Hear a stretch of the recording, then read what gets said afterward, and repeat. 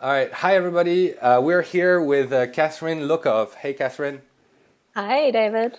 So Catherine is currently the CIO at Swipe IX. Swipe IX is an agency that builds digital solution, so software, platforms, apps, and is at the forefront of tech in South Africa. More relating to music, Catherine was the founder and CEO of NicheStream. And NicheStream was a platform as a service, so essentially a white label solution to build streaming platforms on top of it that was specializing in niche music. Catherine comes from South Africa, so obviously she was focusing on Africans music originally. So again, hey Catherine, nice to have you on the program. Hi. Lovely to be here. Thanks. So when I was preparing the interview, I actually realized that before tech and before music, you owned a PR firm that was called Mango. Can you tell us a bit about the story of this PR firm and how the hell do you go from PR to do BD and tech?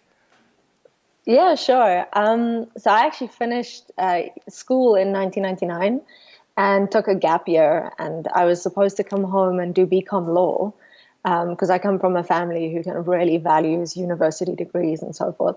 And I came back a year later and realized there was absolutely no way that I wanted to study law. I just didn't want to fight with people for the rest of my life. So I did a late entry for a degree in strategic communication, and part of that degree was to do an internship. And so I did this internship in my third year, and by the time I was done, I was managing about 5 or 6 accounts for them in the PR space. And then that was my first lesson in how to stand up for yourself, because by the time my internship was done, they asked me to stay on permanently, but they offered me a salary of less than $150 a month. And I was like, not going to happen. So I basically said to them, well, great, that's fine, keep going. And I went back to study some more. And in my fourth year, I actually had one of my ex-clients reach out to me, and turned out I had no restraint of trade, and I started a PR firm. And it was in about 2004, 2005, so it's just before social media really hit, and Facebook wasn't even a thing yet, and Twitter didn't exist, and so when I started the company, everything just worked on referrals. And I happened to be dating someone at the time who I later married that was in rock and roll. And there's a big music festival that was hosted in Cape Town, or it became big, but there was a music festival that was hosted in Cape Town called Rocking the Daisies. And they had about 1,500 people in their first year. And someone came to me and said, "Hey, I hear you work with media." And I was like, "Yeah, kind of." And we basically took over their account. And so from there, we helped them grow to 10, 15,000 persons music festival. And we were doing some really cool stuff at the time with Levi's and with Red Bull. And we had all the bloggers come on board. It was kind of the era of bloggers. And we put Wi-Fi up at the festival. And just none of the stuff existed at the time. And people were like, that's insane. And we were making use of Facebook events, and yeah, we just got to really play around, and we ended up building an agency that was really focused around online and offline comms, and ended up working with some very big blue chip clients. And of course, naturally, as mobile became a thing, we grew into the mobile space. And truth be told, PR is probably the most boring job in the whole world, with all respect to PR people out there. But yeah, I kind of got into the space of mobile, especially when we launched Red Bull Mobile in South Africa. And at the time, one of my very good friends had secured funding from Mid-Year and Google Ventures for a company called Boza. And she came to me and said, "Hey, don't you want to start doing something new? It's been 7 years." And I said, "Sure." And because I was kind of leading the BD side for Mango, it was kind of just a natural switch to move over into Boza. And that became my second and actual first real job, because it was the first time I had ever been employed by someone. Yeah, and it must be very So. different to even if you start a PR firm and it becomes a pretty decent sized PR firm, to go from a self funding company that you literally open because you actually already had a first client, which is always a Yeah, great way to open a business fantastic. with a first Yeah. exist. It's not like launching a business and then hoping you get a client eventually. But Yeah. anyway, going from a self funded organic growth company to a Google backed startup. Do you remember the first few, like the first moments you realize you're like, whoa, this is not the same at all? Not that it's better or worse, but just completely different? It's completely different. So, having gone from services, where really you're charging times and material, to going into a startup where suddenly there's a dev team, there's a product owner, there's investors that you have to keep happy. There's constant funding rounds. You're building a product, which means you have to also create the market for it. Boza was building an app for talent discovery across Africa. So musicians, filmmakers, poets, anyone who wanted to self-publish. And so I was spending a lot of time in Nigeria, in Kenya, just basically sub-Saharan Africa, with the OEMs and the telcos, and really trying to see how could we take localized content and both help generate money for the telcos, but also specifically generate money for the artists. And so you're constantly trying to make these deals, but then your product isn't quite ready yet, or you have to get some more funding and your team's growing. So whereas in a services business, you're paying people from contracts that exist, here you're now trying to create this market and hope that you can monetize it, right? And constantly have to prove your existence and your reason for existence. So it was a very different setup. It's interesting because the bug bit, and I ended up building a platform or kind of a product-based business myself.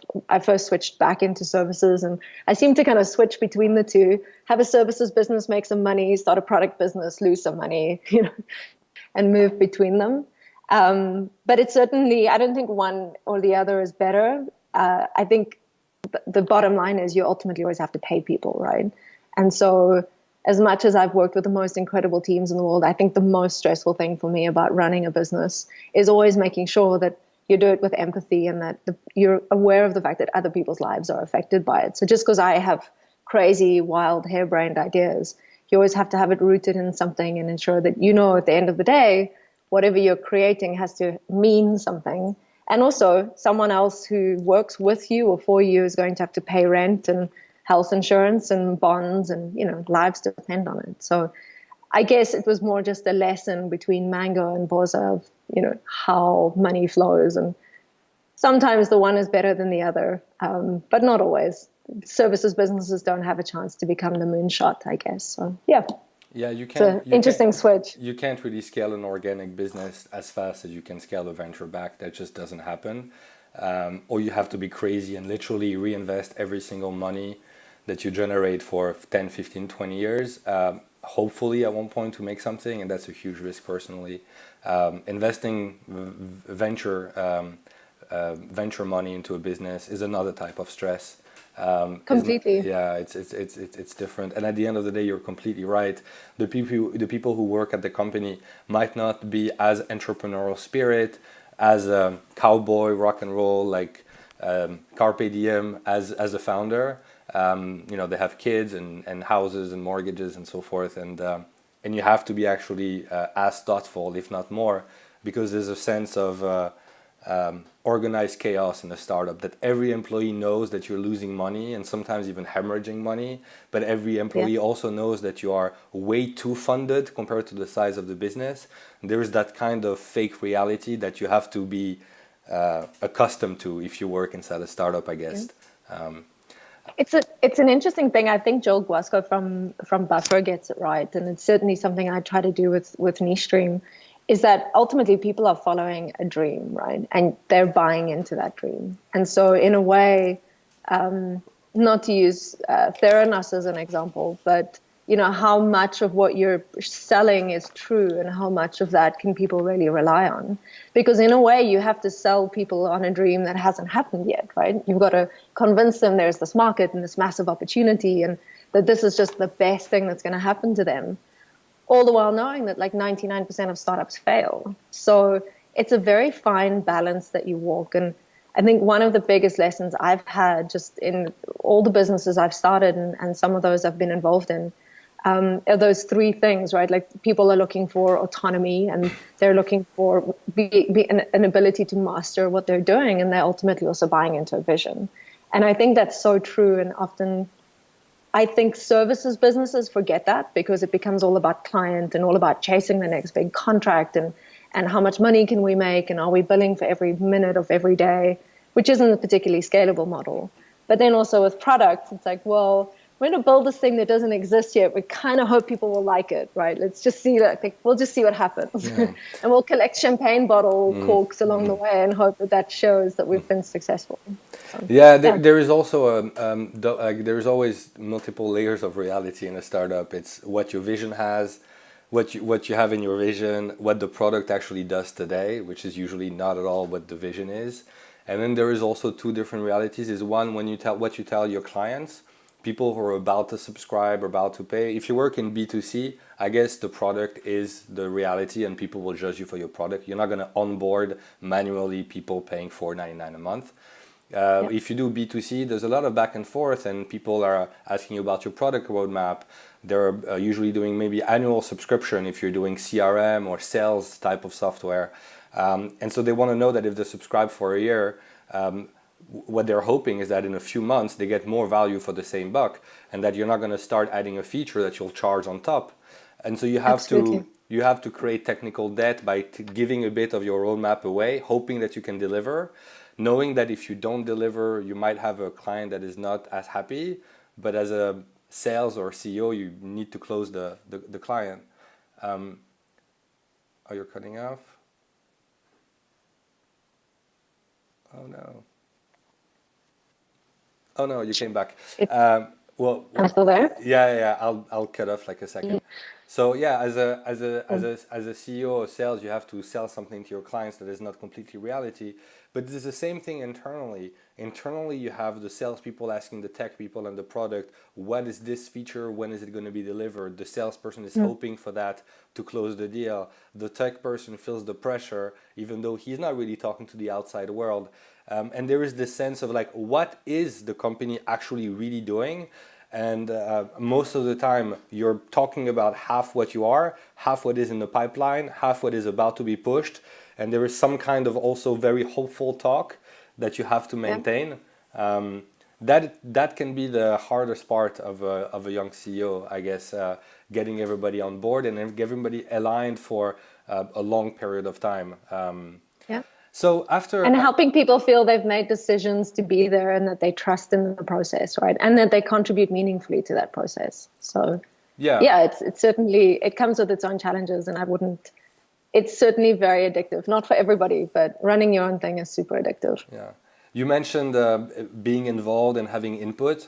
I think that's also like most of the time the product department says no because you just can't build 20 things at the same time. And you want everybody to have input in the product. And at the same time, you don't want to say no to 10 input from the same engineer, because at one point he's going to think that the input is more symbolic input than a real one. And so like, when do you ask for people's opinion? When do you try to push your vision on people? When do you like flip back into a democracy more and you get everybody discuss? When does the client become the ultimate priority and just goes everybody else? There is always the CEO feature that everybody has to do because the CEO asked and nobody really understands it. So yeah, getting every there is. Hopefully I don't. Hopefully I don't have one. Hopefully I never had one. Yeah, but you and I know probably we have more than one. But yeah, and that's a huge challenge in a startup, especially when you are trying to find a product market fit, trying to find the market. People have doubts at the company. You talk, you put things back into perspective. It's a lot easier to say no to a suggestion of a product if all the indicators are up and to the right, because you're like, we don't want to break something that works. But if you're still in the process of trying to find your zen, trying to find the balance and the product market fit, it can be frustrating if you have an idea and the company doesn't try it and you see the company struggling. So anyway, so at Boza, you basically did BD for this tech music company, and as a listener of what you're talking, I can kind of see where you arrived at NicheStream. You work a bit in tech, you work in BD, you're going around the continent, you're starting to understand how the market is organized, who are the content owners.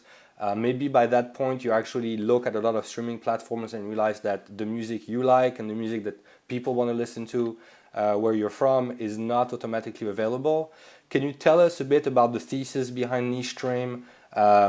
Obviously in the name, half of the story is there. It's a good name. But yeah, can you tell us about how you got the idea? What was the first kind of team? What was the original approach? How the hell did you start from zero to something?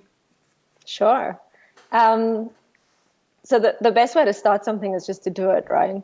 And to not know enough, because then if you actually knew how big and how scary it is, you probably wouldn't do it, right? Yeah. So while at Boza, I was there for about 2 years.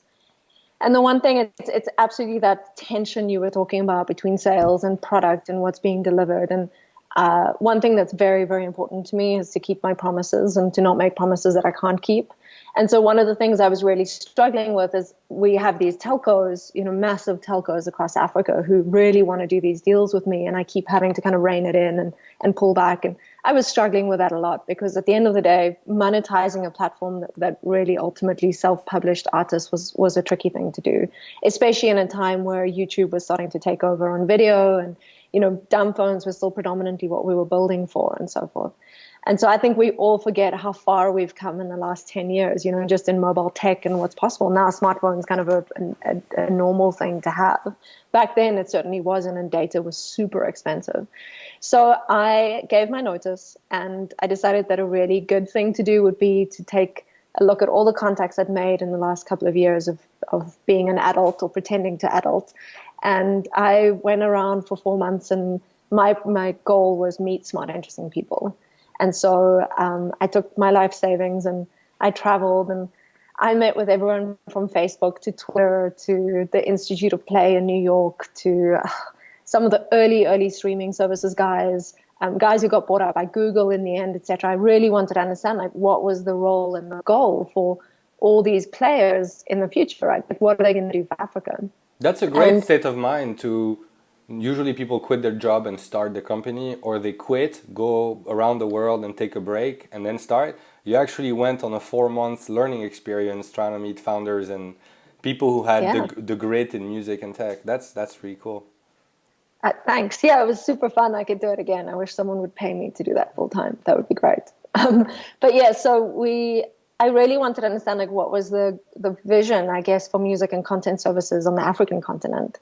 And so maybe by way of example, at the time in South Africa, so for those who don't know, we have 11 official languages in South Africa, of which Afrikaans is the third largest spoken language. So it derives from Dutch, and it's kind of was a kitchen language and is very much a part of the cultural fabric here. And 58% of domestic music sales is attributed to Afrikaans.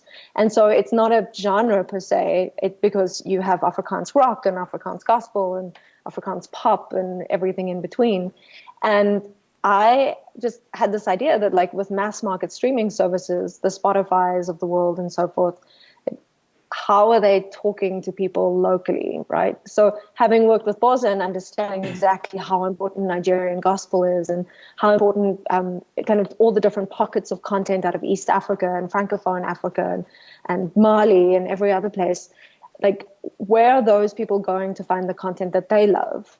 And so it was also the time in which Nigeria was starting to push for very big quotas around Nigerian content and how an entire country had changed its culture to be less westernized from a music perspective and definitely more kind of every club you went into in Lagos was playing predominantly Nigerian content. I had no idea that certain countries in Africa, especially Anglophone countries, usually the quotas, they're from countries that are not Anglophone, like France. We have quotas. They have some in Quebec. But to have a local Nigerian or African quota in an Anglophone country is I think, it's the first time I hear about something like that. South Africa tried to do the same thing. It didn't work so well. Yeah, and you felt it's that rule and that law really pushed the country to actually play a lot more local music, and that impacted the culture of the country. It's cool. So Big Brother Nigeria was mandated that they were only allowed to play a Nigerian content. The Big Brother, you mean the TV show? The TV show, but the Nigerian version of it. So it certainly reached a point where, one of the big ideas when NicheStream originally started for me is that Nigeria is a very Christian country. So about 80 million people plus are Christian and are avid lovers of Nigerian gospel. And so you only have to Google mega churches in Nigeria to understand kind of the volume of people. Some of these churches have millions and millions of followers and congregation sizes. And so my question was, well, if you're into Nigerian gospel, you're not going to find that on Spotify or any of the other services. And in fact, at the time, Spotify was listing Afrikaans content, but they were putting everything under one playlist because it happened to be Afrikaans. And I always joke that's like putting Red Hot Chili Peppers and Britney Spears on the same playlist because they sing English, right? Like that's just, it's not logical. And so I was starting to think on a couple of levels, like how could you give people a platform where they can find content they love, not necessarily exclusively, but that is focused on that. So very similar to, I guess, what Tencent's doing with QQ Music and so forth. Secondly, how could you allow artists to start making money from streaming? So as everyone probably knows, content revenue pools are not necessarily advantageous for local artists, right? So as a local artist, you have to now compete with the Taylor Swifts of the world for a content pool, and your percentage compared to her listening, her listenership is always going to be so little that the payout you're going to get is going to be minuscule. Yet in South Africa, you might be selling platinum CDs, right? And you're making more money from CDs, but you're seeing this wave come along. So I wanted to figure out a way that you could compare apples with apples. So how could Afrikaans genre artists compete with one another and not necessarily with an international pool? And then thirdly, for the user themselves, like how could they, if they're only listening to a very small percentage of a catalog, why should they be paying so much? Like, can't you make it cheaper and therefore open up the market a little wider? So with NicheStream, we unfortunately landed in a situation where we were doing most of the education around what streaming services are, because it was still very much a pay to own a product. People were, wanted to own the CD. And so music ownership was important for them. But yeah, I pitched a panel for South by Southwest in 2013, I think it was, around music and content services in Africa. And I had met on my 4-month trip prior to that, I'd met Stephen White and Vadim Brenner, who were at Gracenote at the time. And we'd become really, really good friends. I met them at MIDM, where I did a talk on localized content services in Africa. And they decided that they were going to take care of me. And so I was sitting in a restaurant with Stephen one day we were drinking porn star martinis, of all things. And I said to him, hey, I think that we should start a niche music streaming platform. Because as much as video is segmenting, I believe that music is going to segment. And up until that point, a couple of people had told me I was just crazy, like that would never happen. And, music listeners want to listen to everything. And I was like, well, I don't know, we'll see. And Stephen kind of looked at me and he said, you should do it. And so Vadim helped me put the original product roadmap together. And he actually introduced me to Rolf Miller. And Rolf is that guy in the company who was our product owner eventually, who was like, no, you cannot have this, but you can have that. And that's the thing I think that every tech startup needs, right? Like that product owner who listens to everybody's story, but is willing to kind of look at what is the most essential thing, what's the next best thing to build. And Rolf had been involved with Umpire, which was a German music streaming service that Deezer acquired. And Rolf, to his credit, I met him in Munich one day in 2015, and I said to him, hey, I want to start the streaming service. And he's like, cool, I'm in.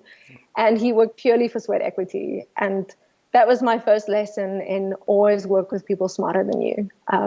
Rolf was the guy that could tell me what I can and can't have. And hence I laugh and I say, I don't think I had a CEO feature because Rolf wouldn't let it happen. But I was super lucky. I worked with one of the best tech guys from out of South Africa, Johan Jacobs, who became our CTO. He was the technical team lead for a company called Mixit, and Mixit had grown to 40, 50 million plus users. They were the first guys to develop IM. And so the kind of birth of WhatsApp and Facebook Messenger and even BlackBerry was kind of out of Mixit. And so Johan, being self-taught, kind of became this absolute guru when it came to just coding and eventually solutions architect for on the AWS stack. And so between him and then the marketing person we appointed was head of marketing for the largest Afrikaans TV channel in South Africa. And our head of content was actually an artist herself and had been curating all these massive shows. So the intention always was build one platform of which you could spin a number of streams, but each stream is targeted at a very specific audience. So the content, the marketing, the price point, the labels, everything about that stream is curated yet it's running off the same stack. So for every stream you launch, it becomes cheaper and cheaper technology-wise. Yeah, so you And mentioned at the beginning of yeah, when we were briefing that NicheStreams was the backend architecture, the white label, and the first service that you launched, the name of the service, I mean, it allowed you to even name the service locally in the language of completely. of the market that you were launching in. Yeah, so it's called Licky, and it was licky.com. And so NicheStream in itself was kind of we had a brochure site, but NicheStream owned the IP, but Licky was the brand that we made TV ads for. We did deals with Sony and Universal and Gallo and Orchard. And I swear I have gray hair under all the blonde hair from doing deals with labels, because everyone's like, it's going to be super tough. And I'm like, no, we'll be fine. It was super tough. But yet because we were the first guys to say, hey, surely our content revenue share should be better. It should be a lower price point. We only want this catalog. We need more support. We're going to open up local markets for you. And so we did end up getting really good deals. And we were very fortunate. And we worked with MediaNet, who ingested all the content for us and did the reporting and then tagging and metadata and all that jazz. And so it was really about how do we find the best in class to be advisors. So the Grace Note guys became advisors. Chris Carey, who was at the time the Global Insights Director for Universal.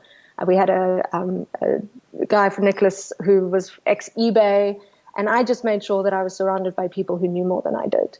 And that I employed people who were smarter than I were. And I was just like, here's the idea, make it happen. Yeah, as a CEO, yeah, if you can be the dumbest person in your own boardroom, that's the good one. If you're like, whoa, everybody is really smart, and I feel really like the stupidest person. How the hell does all those people arrive at my company, and why are how they did this working for? happen? Yeah, why are they working At for some me? point, they're going to figure out I'm an idiot and they're Yeah. going to leave. You know, Right? imposter syndrome is something that every CEO goes to at one point, and apparently my companies are not that big yet, but apparently the bigger the company, the bigger the syndrome.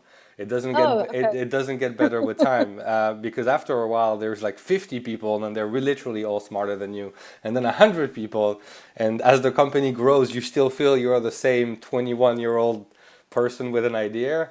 Yeah. So yeah, that's usually a good sign. And so that's interesting. You were ingesting catalog from the majors, not every single audio, but you were like selecting the genres that would be interesting for Licky or after for the other vertical-based platforms. And then I also know that some of the content just wasn't online, and you had to actually go and get the audio files and digitalize them, and that would allow you to have an exclusive offering of catalog that would not be existing. But it must have been already launching a streaming platform in Africa, like that's like two incredible like things that seem incredibly hard to do, and then doing that on genres of music that are not online. So one is, how the hell do you get the files or contact the people? There is no like continent syndicate of record producer that all have a clean email address you can contact. And then the second is, how the hell do you report money when there's splits, there's metadata problem, there's no centralized label copy? Can you tell us a bit about that technical mayhem that it must have been? So sure. There are actually two parts to it, right? So three parts. The first is we started with a market that was a bit more sophisticated. So that we could prove that there is appetite and that a niche service could work, etc. Right? You can't build Rome in a day. I think you have to start small and kind of iterative process of proving it can work. So with the artists who weren't specifically online or digitized, we basically just directed them to CD Baby and DistroKid and TuneCore and so forth, and said, there you go, like go load up your content. Here are our recommendations, and then make sure that you tick it for availability for Licky. And then, so that's the first thing. Then with those artists who were really kind of, especially with back catalog, we ingested an enormous amount of back catalog, and we would just do our own drops through MediaNet and kind of custom ingestion. And that was super important because we wanted to make sure that at a playlist level, it was curated right down to like cultural curation. And so we had a head of content her full job was chat to artists, think of new ideas, come up with playlists that are culturally relevant that people could contribute to, get artists to put playlists together, like make it super when you open it up, you feel like you're at home, right? And it has to be music for every moment.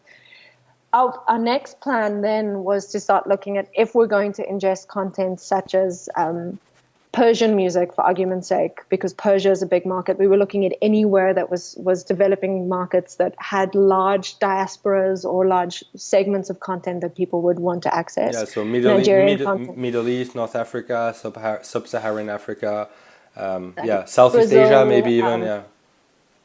Yeah, even Brazil. I mean, if there's so much content in Brazil that was just flying, and everywhere I figured that at some point you'd be able to get a Heineken in, for argument's sake, to sponsor that stream because of the relationship they can build with the client or the customer. And so for us, our next step was going to be, do we build our own ingestion platform? And then how do we start using, and I hate using this phrase, but how do we start using blockchain technology to help people to upload that content, right? And how do you allow people to tag their content and, why do you hate and verify it's them? Because it just feels like every startup in the world is like, oh, we use blockchain. Of course. And we make the world a better place. I just felt that there must be a better way to help artists identify that it is their content, right? But that also meant that we needed to start looking at fingerprinting. And what we first wanted to solve was recommendation. We wanted to see whether with the content we do have, could we build graph databases that could connect you to the content you really love, but also surprise you. We did some really fun stuff where we took the Google ranking algorithm and we kind of updated their secret sauce bit to our own, and it allowed us to rank artists differently, and we got the labels to accept those rankings. Because one of the challenges we kept facing is if you put someone on a playlist, especially if they then get into the top 10 playlist of the last week's plays, they would just stay in the top 10. And so I was adamant, how could you prove that there's engagement with an artist? Because I wanted to build out on services like, and it sounds silly now because this is 5 years ago, but we wanted to do ticketing and merchandise and meet and greets, and how could you create a deeper experience? And so for that, we needed to really look at what that data meant and how we could recommend and what services we could build in. And that's really where this concept of a white label came from, because we can do the tech really well. And in fact, we got some great outside validation on just the platform we built. But what I know about Persian music or Nigerian gospel music is super small, like it's slim, right? So how can you get people to bring their own content and spin up a stream, and they're responsible for the music curation and the brand and the marketing behind it, and we just become the platform that powers that. And so basically, I guess like WordPress, you could just skin your own stream and spin it up. And the ultimate goal was to do that for like $2,000 a month. You could run your own streaming service. You just had to bring rights cleared content to the platform. And we almost wanted to ensure that was the responsibility was moved away from us because it would allow us to scale. But yeah, we were certainly looking at how do you get all that content in, and how do you get the kid in the backwaters of Nairobi to be able to upload his or her content, become the next Ice Prince or the next, big name artist from Africa, where there's so much talent and opportunity here. It's unbelievable. So yeah, that was the goal. That's it's funny how a company with a name called Niche, when you start digging in a little bit, you understand that the potential was to try to literally create the invisible streaming companies for the rest of the world. In the majors, they call it non-US, non-UK when they talk about like repertoire that is from France or Germany or South Africa. And this would have been like the non-US, non-UK music platform. In terms of revenue today, non-US, non-UK is actually getting bigger than US, UK, just because there's so many expats and international that people in the US, for example, all the Latino community are responsible for a big drive to the Latino music. So yeah, who knows? What is today? So fast forward 5 years later, we're going to talk a little bit about Swipe IX. What is the landscape right now in Africa in terms of music streaming? Have the American platforms now come and like dominated the market in the last 2 years? I think there's a platform from Nigeria that is doing okay.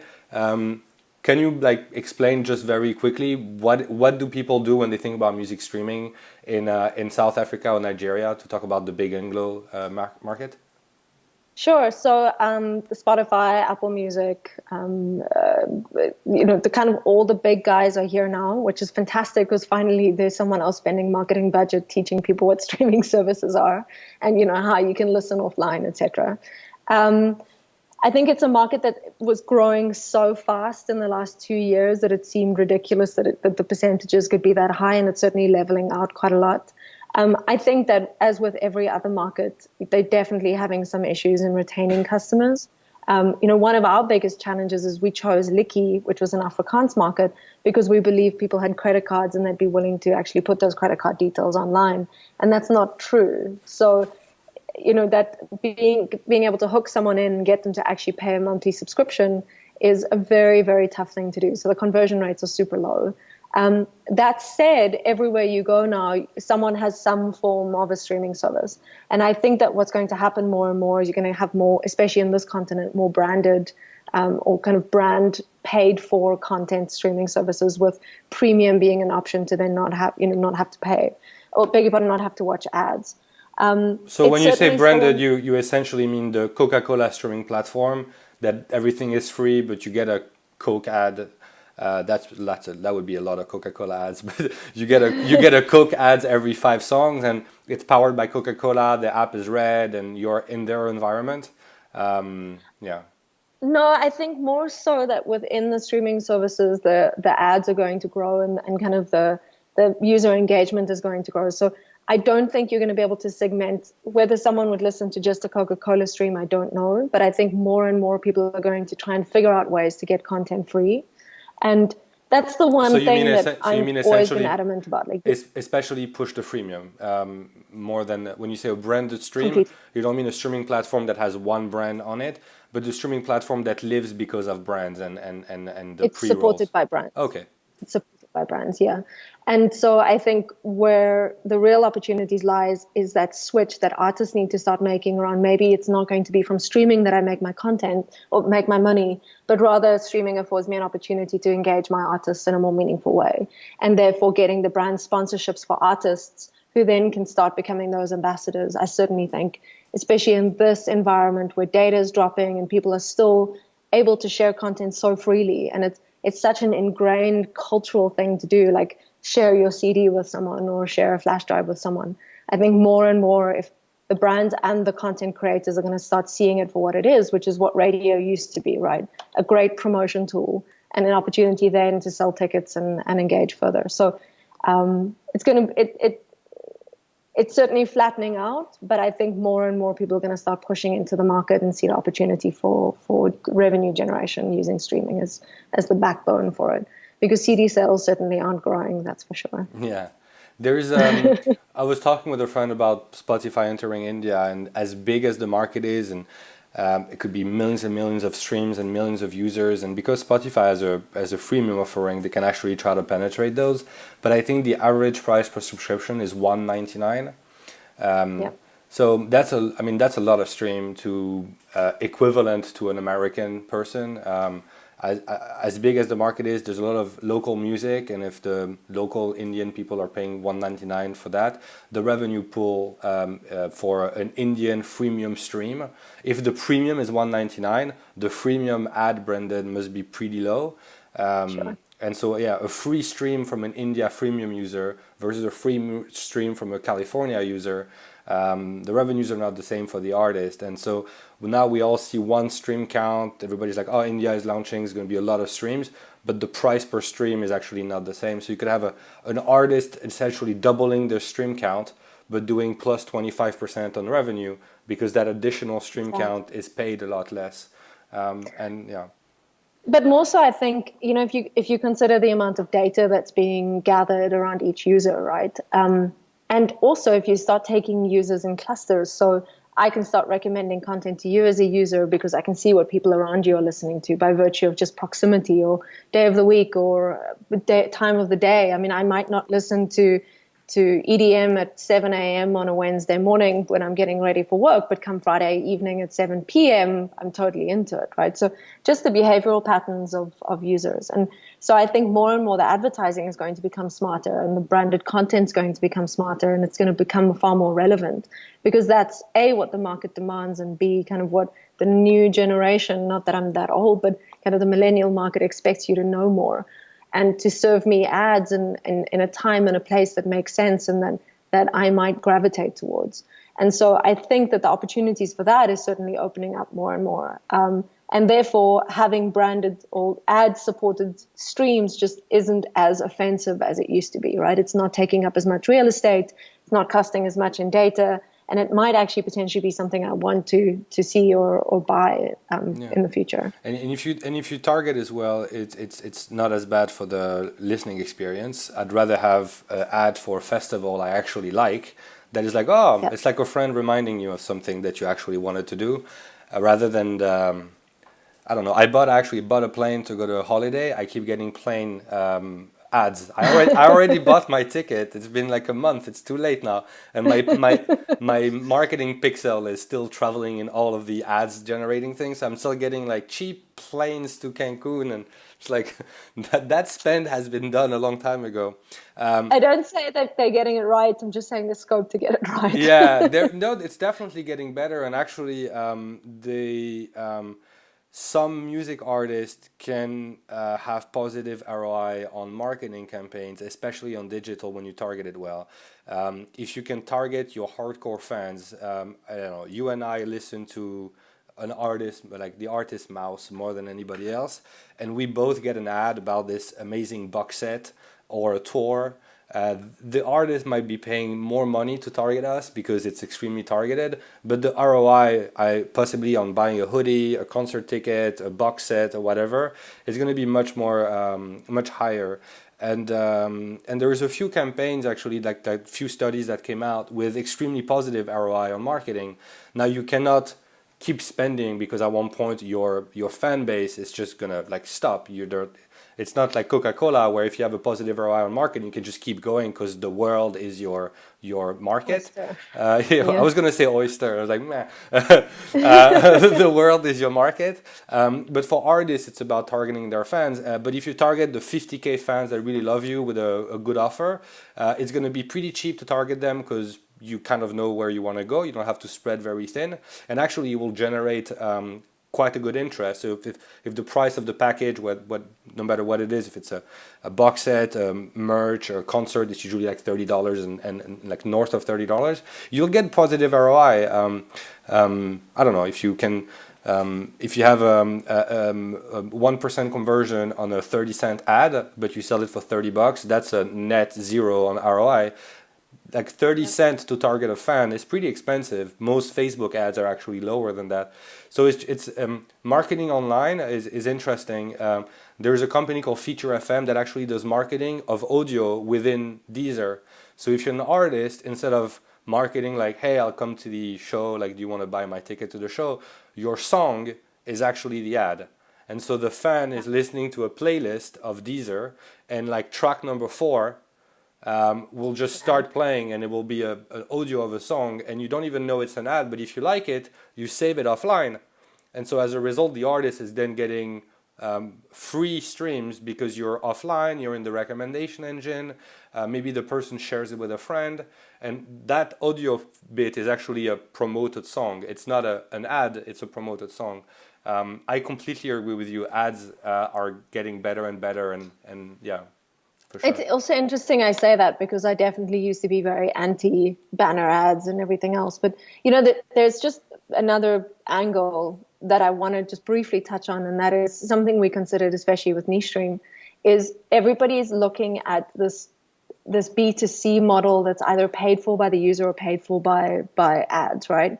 And so some of the opportunities we were exploring, and one was with the Smithsonian Institute in the US, who sit with a massive catalog. I mean, they're a library of music, and they have these incredible playlists like Wrap Around the World and Cherry Blossom playlists and the Civil War in music. And they sit with this, it's a government institution that is trying to preserve blues and jazz and Nepalese throat singer sounds and frog sounds. And, and this it's kind of this big cultural heritage side of it. And very much what we were doing with Licky was how much of the back catalog could we digitize to ensure that this heritage wouldn't go to waste, or be forgotten rather.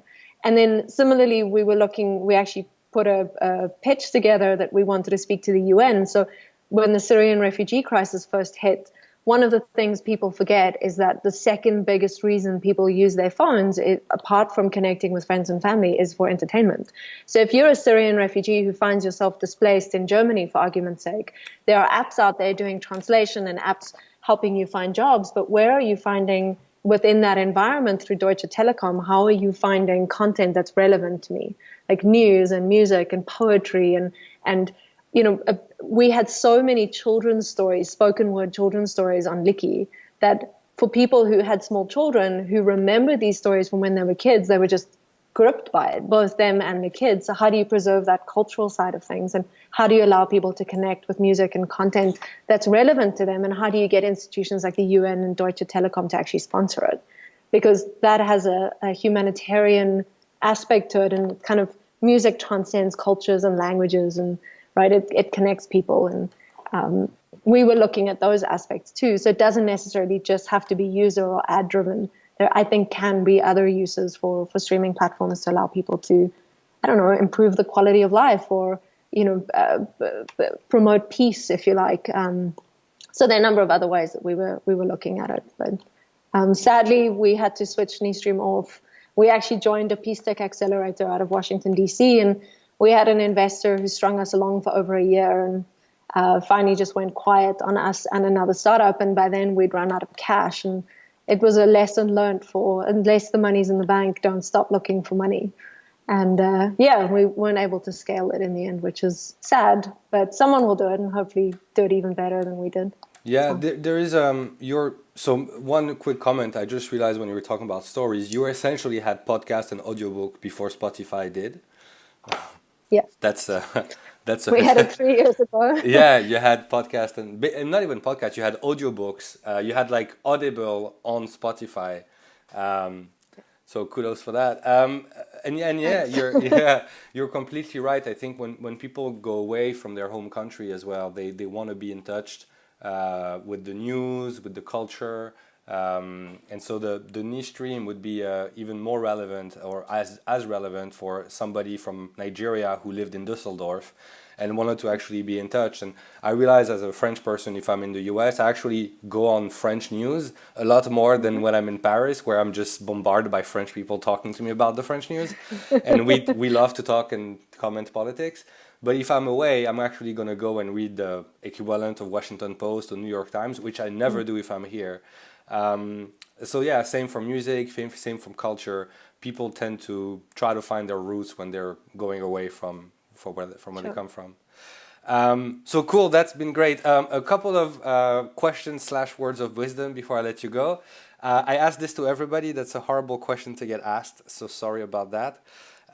If you met the Catherine, the 19-year-old Catherine today, what advice would you give her? What framework, what advice, what books, insights would you have loved to get when you were 18, 20, just starting?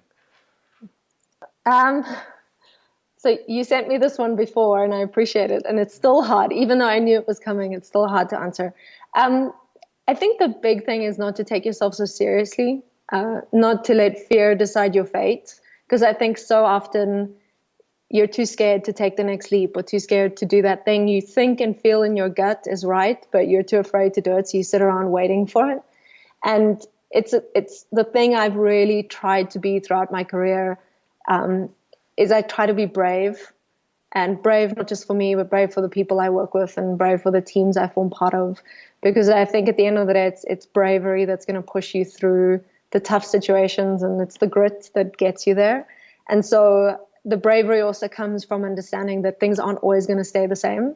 So I've gone from, running a comms agency to doing business development to running a music streaming platform. And I've now started a cloud innovation unit, and I've just completed a course through MIT on AI and the implications for business strategy.